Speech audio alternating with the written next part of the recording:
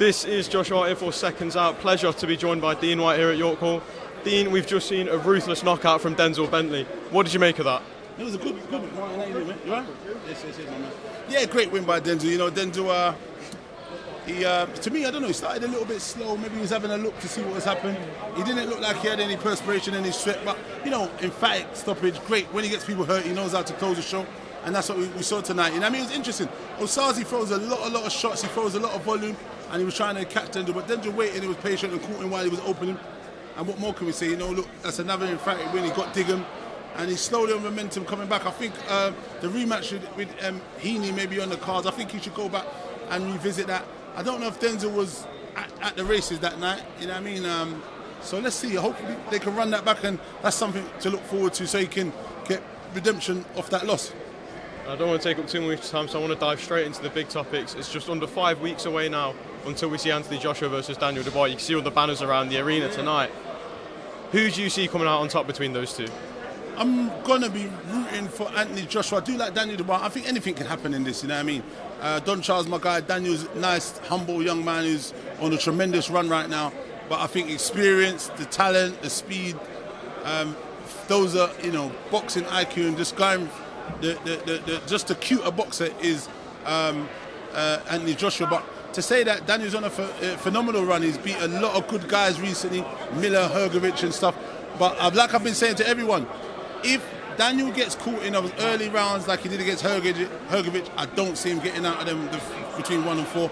But hopefully his team have gone and looked at the tape and they'll come out. But Joshua's seen it, done it, man. He's been around the game long. He's long in the tooth, and he knows I think he's just got that bit more experience, and it will probably tell. And he's a big closer when he gets someone hurt.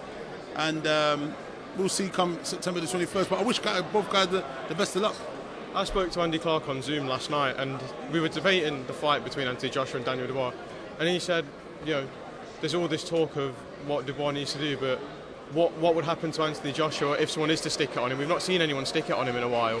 What could happen if Dubois does get to him and starts making it a little bit uncomfortable? We see that's not Daniel's style. He doesn't come out and really stick it on anyone. He comes and sticks behind a jab and then sets up shots, similar to what Joshua does. But sometimes, you know, they both got a similar start, but I think Joshua just a little bit faster, got a bit more fast twitch muscle, the way he puts his shots together. But Daniel's got a lovely, solid jab as well, because if he hits AJ and steps in and busts his nose, as we see when AJ's nose is bust, sometimes he goes, you know, a bit into a little bit of a moment, you know, where he's maybe a little bit unsure, because I think, was it the Wallen fight that Wallen was doing okay until he got himself knocked out. There's a few different. Povetkin was doing the right when he busted Joshua's not. But I don't know. Look, I still just think it's anything. It's anyone's game. It's heavyweight boxing, and I think, you know, he's a big puncher, so he's got a chance. But I still think Joshua too sharp, too solid, too experienced, and I think it would tell. But if Daniel got a stoppage, I mean, I'd be very surprised, because I don't think anyone stopped Joshua. But it is possible. It's heavyweight boxing. Usyk versus Fury 2 in December. We know what happened in the first fight. We've seen all of that.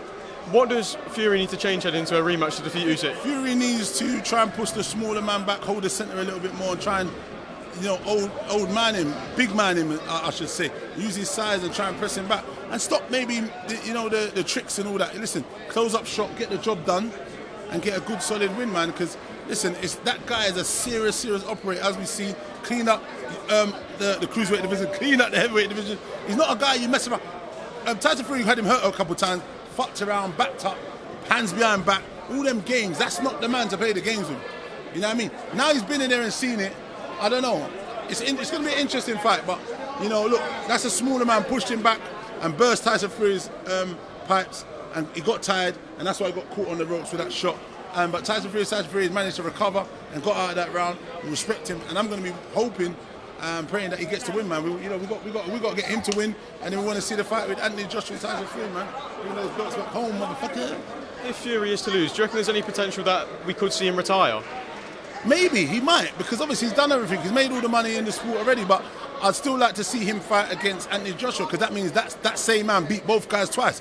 Fuck that motherfucker, man. I like Usyk. I like him though, but he keeps battering the English guys. Fucking hell. Looks bad, doesn't it?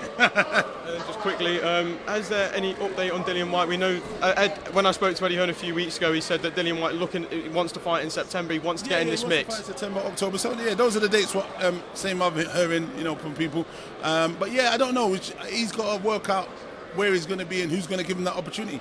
And I think Dillian needs to get back and get in the mix as quick as he can. But he needs to be at least 3 fights for me to be going to fight any of these boys. All of these boys have had 3, 4, 5 fights, 6 fights, some of them, and they're on great momentum. And that's what Dillian needs. He's been out about 2 years and had 1 fight, and obviously he was a little bit out of shape in that fight. He needs to come back and get back in the mix with everyone else. Is he still suspended by the British Box Board of Control? I couldn't tell you. I think he's cleared to box. That's from where I am. He's cleared to box. Okay, fair enough. And then just lastly, thank you, October the 19th, back at Tolworth, Black Box Global, Alfie Keg fighting for the Commonwealth Silver. Wait for the information, should be out this week. Dean, thank you, my brother. Thank you very much.